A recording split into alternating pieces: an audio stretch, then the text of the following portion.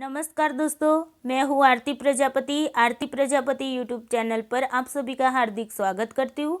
दोस्तों, हमारे यहाँ UGC net paper 1 and paper 2 psychology की प्रिपरेशन कराई जा रही है। आज का हमारा जो यूनिट है वो पेपर 1 का है और यूनिट 10 है जो हायर एजुकेशन का है। और आज हम देखने वाले हैं पत्राचार शिक्षा और दूरस्थ शिक्षा के बारे में। ओके, तो चलिए दोस्तों, टॉपिक पर जाने से पहले आप सबसे एक रिक्वेस्ट है कि वीडियो को लाइक कर दीजिए, अपने दोस्तों को शेयर कर दीजिए और इस चैनल को सब्सक्राइब कर लीजिए ताकि इस चैनल पर जो भी वीडियोस डाले जाते हैं उसकी नोटिफिकेशन आपको टाइम पे मिलती रहे। चलिए दोस्तों, चलते हैं टॉपिक की ओर। सबसे पहले देखते हैं पत्राचार शिक्षा किसे कहते हैं। ओके, तो पत्राचार शिक्षा के बारे में थोड़ा सा जान लेते हैं कि पत्राचार जो शिक्षा है वो दूरस्थ शिक्षा का क्या छोटा सा एक भाग है। क्या है? दूरस्थ शिक्षा का छोटा सा भाग है और डाक विभाग द्वारा उसका प्रयोग डाक विभाग के प्रयोग यहाँ पर किया जाता था। पत्राचार का मतलब ही ये होता है ना कि पत्र के द्वारा क्या किया जाता है, शिक्षा प्रदान की जाती है। ओके, तो यहाँ पर डाक विभाग का प्रयोग किया जाता है और 1962 में दिल्ली विश्वविद्यालय में ये पत्राचार शिक्षा शुरू की गई थी। तो यहाँ पर आपको याद रखना है कि सबसे पहले पत्राचार शिक्षा कहाँ पर शुरू की गई थी, तो 1962 में दिल्ली विश्वविद्यालय में शुरू की गई थी। ओके, उसके बाद देखते हैं भारत में सबसे पहले दूरस्थ शिक्षा का प्रारंभ पत्राचार शिक्षा से ही हुआ था। यानी कि जो दूरस्थ शिक्षा हमारे भारत में स्टार्ट की गई उस दूरस्थ शिक्षा का प्रारंभ पत्राचार शिक्षा से ही किया गया था। ओके, ये भी आपको याद रखना है कि भारत में सबसे पहले दूरस्थ शिक्षा का प्रारंभ कौन सी शिक्षा से किया गया था, यानी कि पत्राचार शिक्षा से किया गया था। ओके, 1980 में नेशनल काउंसिल फॉर कोरिस्पोंडेंस एजुकेशन शुरू हुआ। तो यहाँ पर ये भी आपको याद रखना है कि 1980 में क्या हुआ, नेशनल काउंसिल फॉर रिस्पोंडेंस एजुकेशन शुरू हुआ था। और 1982 में आंध्र प्रदेश में मुक्त विश्वविद्यालय की स्थापना की गई। जो ओपन यूनिवर्सिटी है ना, तो ओपन यूनिवर्सिटी की स्थापना 1982 में आंध्र प्रदेश में की गई और 1985 में इग्नू की स्थापना की गई। तो ये दोनों जो मुक्त विश्वविद्यालय हैं वहाँ पर भी पत्राचार शिक्षा का उपयोग शुरुआत में हुआ करता था। ओके, चलिए अब आते हैं दूरस्थ शिक्षा के बारे में बात करते हैं। तो दूरस्थ शिक्षा क्या है, तो जहाँ पर क्या होता है, आकाश विहीन, यानी कि ना ही कोई आकाश दिख रहा हो, ना ही दीवार हो, ना ही भौतिकी कुछ भी हो। ओके, यानी कि आप घर बैठे ही ऐसे ही क्या कर सकते हो, शिक्षा प्रदान कर सकते हो। ना ही आपको कॉलेज जाना है, ना ही आपको स्कूल जाना है और घर बैठे ही आप क्या कर सकते हो, एजुकेशन ले सकते हो। ओके, उसे ही हम कहते हैं दूरस्थ शिक्षा। एग्जाम्पल के रूप से जैसे कि आप टीवी के माध्यम से शिक्षा प्रदान करते हो, फिर रेडियो के माध्यम से शिक्षा प्रदान करते हो, ऑनलाइन आप ये जो हमारे पास से आप जो शिक्षा ग्रहण कर रहे हैं, तो वहाँ पर क्या होता है, आपकी अनुकूलता से आपकी सुविधा के अनुसार आप यहाँ से शिक्षा प्रदान कर रहे हो। ओके, तो यहाँ पर आपको कहीं मेरे पास पढ़ाई करने के लिए मेरे घर तो आना नहीं पड़ता है, या फिर कोई स्कूल कॉलेज में मेरे पास तो आना नहीं पड़ता है ना।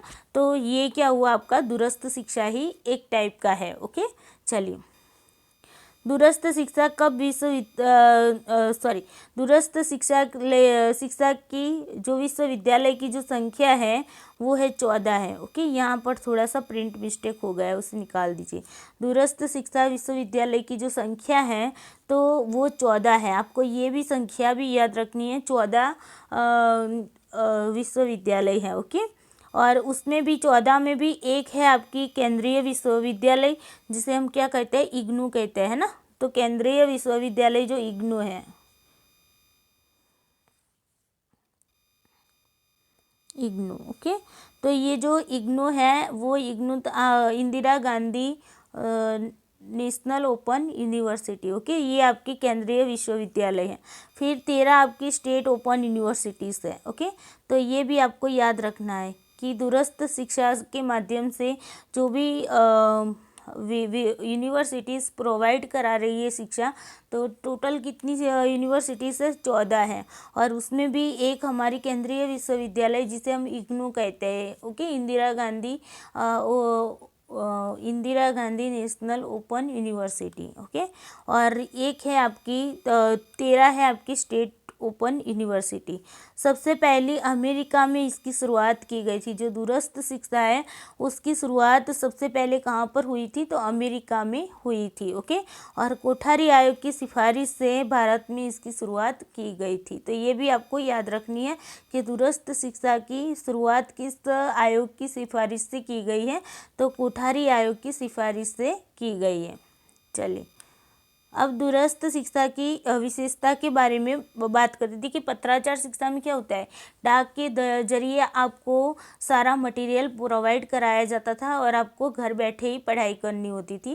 उस जो भी डाक में आपके पास जो भी पुस्तकें आती थी, जो भी मटेरियल्स आता था, उसके आधार पर आपको क्या करना पड़ता था, आपको पढ़ाई करना पड़ता था। जबकि दूरस्थ शिक्षा में क्या होता है, तो उसके बारे में, उसकी विशेषता के बारे में सबसे पहले देख लेते हैं, ओके। चलिए, दूरस्थ शिक्षा में विद्यार्थियों को नियमित तौर पर किसी संस्थान में जाकर पढ़ाई करने की ज़रूरत नहीं होती है, ओके। यानी कि यहाँ पर आपको क्या करना होता है, घर बैठे ही पढ़ाई करनी होती है। आपको कोई यूनिवर्सिटी, संस्थान, इंस्टीट्यूशन कहीं भी जाने की ज़रूरत नहीं होती है। सभी पाठ्यक्रमों के लिए क्लासों की संख्या तय की गई होती है, ओके। और देश भर के कई केंद्रों पर उनकी पढ़ाई होती है। यानी कि मान लीजिए आप कहीं भी है, मान लीजिए अभी मैं गुजरात में हूँ और गुजरात में भी मान लीजिए मैं अभी अहमदाबाद में हूँ, तो अहमदाबाद में उसके बहुत सारे केंद्र होंगे। तो मेरे घर से जो केंद्र नज़दीक होगा वहाँ पर मैं अपना उस केंद्र को चूज़ कर सकूँगी। और उस केंद्र को चूज़ करके मैं अपना जो भी मटेरियल्स वगैरह है, जो असाइनमेंट उसके लिखने होते हैं, तो वो असाइनमेंट वगैरह जो भी सबमिट कराना होता है वो उस केंद्र पर जाकर मैं सबमिट करा सकती हूँ, ओके। तो ये बात हो गई केंद्र की। सूचना क्रांति और इंटरनेट के कारण दूरस्थ शिक्षा और आसान एवं प्रासंगिक हो गई, ओके। देखिए ऑनलाइन टीचिंग की वजह से क्या हुआ कि ये जो दूरस्थ शिक्षा थी वो कब आसान हो गई, okay. Visual classroom learning, interactive online on site learning, video conferencing के द्वारा विद्यार्थी देश के किसी भी राज्य में रहकर घर बैठे पढ़ाई कर सकते। यहाँ पर देखिए ऑनलाइन सिस्टम से आप कहीं पर भी बैठकर शिक्षा प्रदान कर सकते हो कि विद्यार्थी अपनी आवश्यकता के अनुसार अपनी पढ़ाई की समय तालिका बना सकते हैं। यानी कि विद्यार्थी अपने घर पर बैठकर ही अगर पढ़ाई करने वाला है तो वो अपने घर पर ही बैठकर सारी पढ़ाई करेगा और अपनी सुविधा के अनुसार, अपनी समय के अनुसार वो पढ़ाई करेगा, ओके। पत्राचार के लिए पत्राचार से किए गए कोर्सों की मान्यता कहीं कम नहीं आंकी जाती, ये भी उतने ही महत्वपूर्ण होते हैं। इससे पत्राचार से किए गए जो कोर्स होते हैं उनकी अगर मान्यता कम नहीं आंकी जाती, तो इसकी भी जो दूरस्थ शिक्षा है उसकी भी मान्यता कम नहीं आंकी जाती। यहाँ पर एक एग्जांपल और भी देना चाहूँगी। तो ये जो दूरस्थ शिक्षा है ना, तो मैंने भी जो बीएड किया है वो दूरस्थ शिक्षा के आधार पर ही किया हुआ है, ओके। यानी कि जो बाबा साहेब आम्बेडकर ओपन यूनिवर्सिटी है, BAOU जिसे कहा जाता है, ओके, शॉर्ट में इसे BAOU कहा जाता है। तो हम टीचर्स को वो BAOU जो है गुजरात में, उसकी BAOU की यूनिवर्सिटी है doctor Baba Saheb Ambedkar open university. यहाँ पर क्या होता है, जो भी टीचर्स होते हैं उनका 2 साल का एक्सपीरियंस होता है, तो वो लोग यहाँ पर बीएड कर सकते हैं। और बीएड के लिए उन्हें क्या करना होता है, एंट्रेंस एग्ज़ाम देनी होती है। वो एंट्रेंस एग्ज़ाम में अगर आप मेरिट में आ जाते हो तो वहाँ पर आपको बीएड करने को मिलता है। तो हर साल वो लोग 500 लोगों को लेता है, ओके। हर ईयरली, ओके, हर ईयरली वो लोग क्या करते हैं, ईयरली वो लोग 500 लोगों को बीएड के लिए उनका रजिस्ट्रेशन करते हैं और उनको 2 साल का बीएड कोर्स करवाते हैं। तो ये और सारी की सारी पढ़ाई जो होती है घर बैठे ही करनी होती है। सिर्फ जो भी समर वेकेशन होता है, तो उस समर वेकेशन में जो वर्कशॉप आता है 10-12 दिन का, वो वर्कशॉप भी आपको अटेंड करना होता है। वो भी आप जो भी सेंटर चूज़ करते हैं उस सेंटर पर जाकर आपको वहाँ पर क्या करना होता है, कोर्स वर्क अटेंड करना होता है।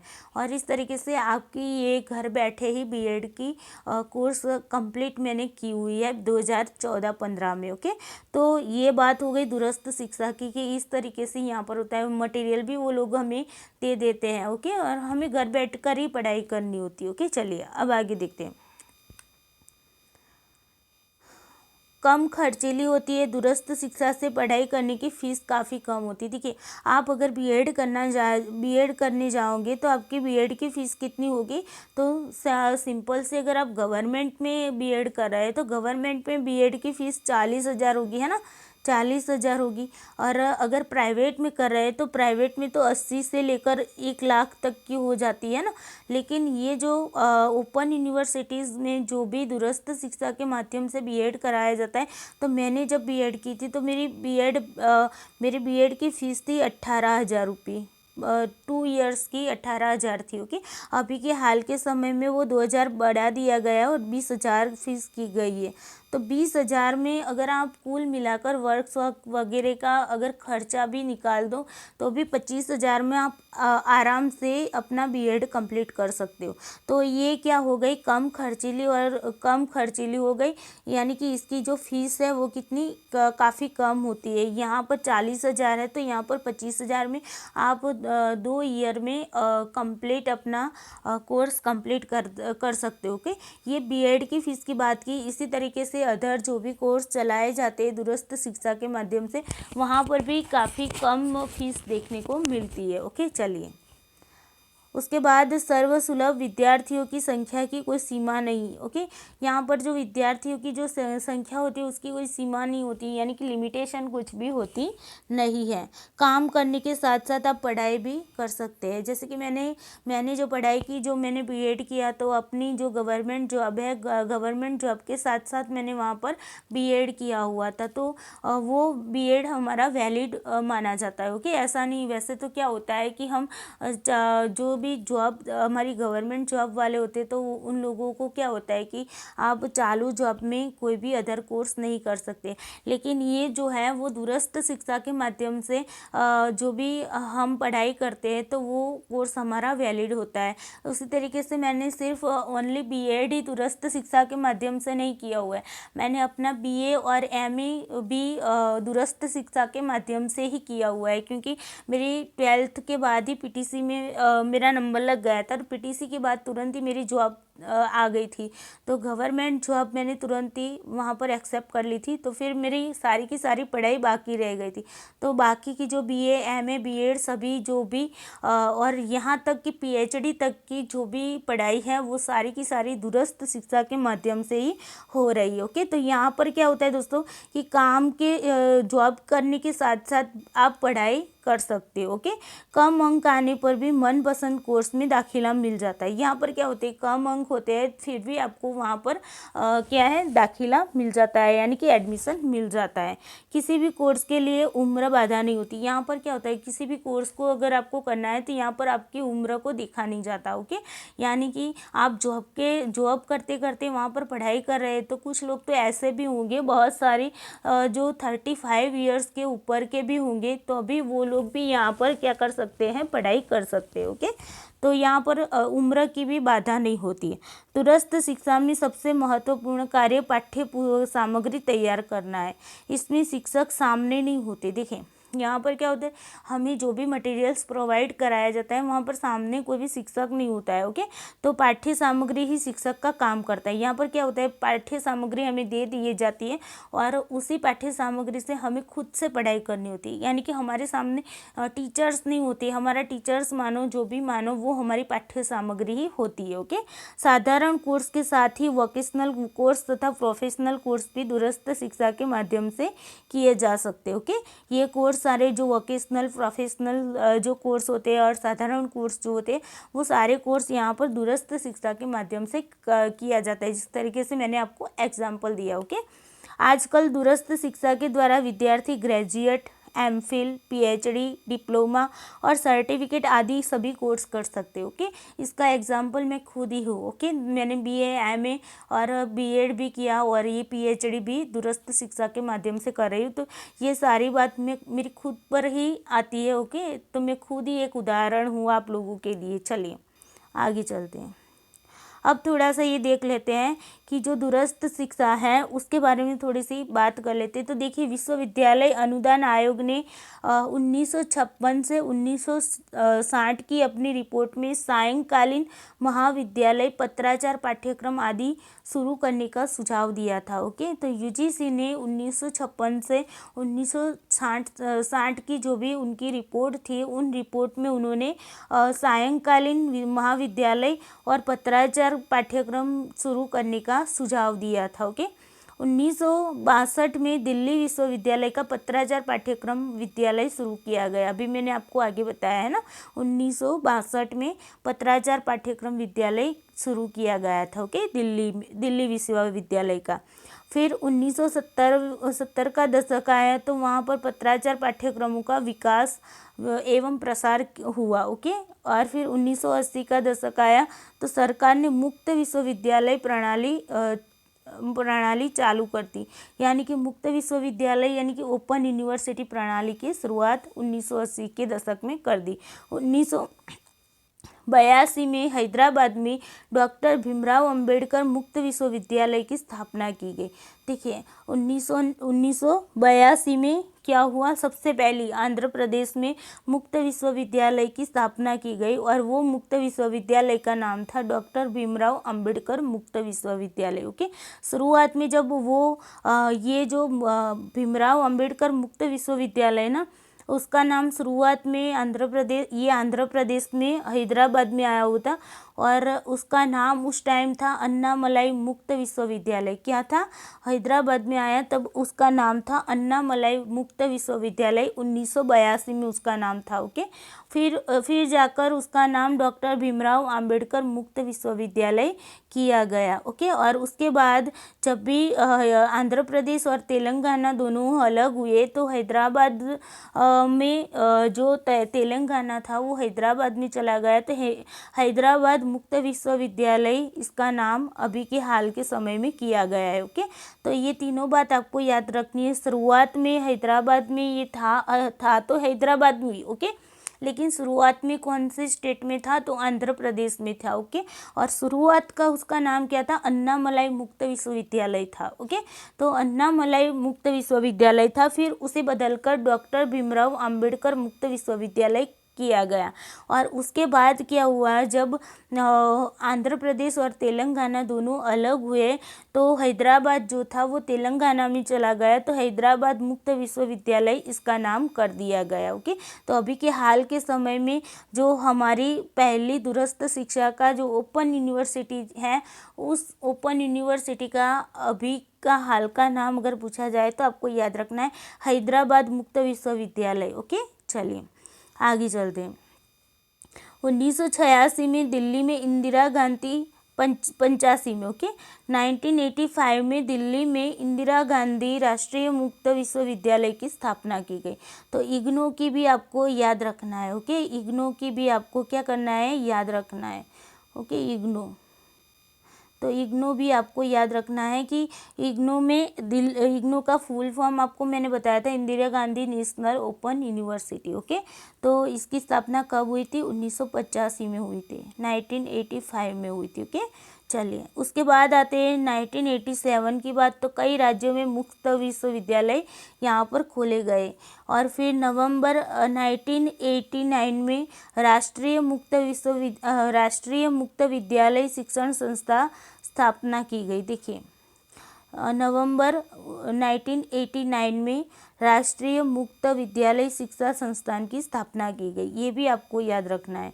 और 1999 में इग्नू द्वारा दूरस्थ शिक्षा परिषद की स्थापना की गई। ओके, दूरस्थ शिक्षा परिषद की क्या की गई, स्थापना की गई, DEC की स्थापना की गई। तो किसके द्वारा, तो इग्नू के द्वारा। कब की गई, 1999 में। ओके, चलिए 1991 में। ओके, सॉरी 1991 में। ओके, किसकी स्थापना की गई, दूरस्थ शिक्षा परिषद की, DEC की। फिर 1994 आया। ओके, तो डॉक्टर बाबा साहेब अम्बेडकर मुक्त विश्वविद्यालय की स्थापना की गई। ओके, तो ये जो दूरस्थ शिक्षा विश्वविद्यालय की स्थापना यहाँ पर 1994 में की गई। ओके, उसके बाद देखते हैं जून 2013 की बात करते हैं। तो 2013 में विश्वविद्यालय अनुदान आयोग द्वारा दूरस्थ शिक्षा ब्यूरो की स्थापना की गई। तो दूरस्थ शिक्षा ब्यूरो की स्थापना कब की गई? तो जून 2013 में की गई। और किसके द्वारा की गई? तो यूजीसी के द्वारा की गई। तो ये भी आपको याद रखनी है। तो दोस्तों ये थी आपको दूरस्थ शिक्षा के बारे में सारी की सारी जानकारी मैंने देने की कोशिश की है। आई होप आपको वीडियो अच्छा लगा होगा। चलिए दोस्तों, आज के लिए इतना ही। Thank you so much.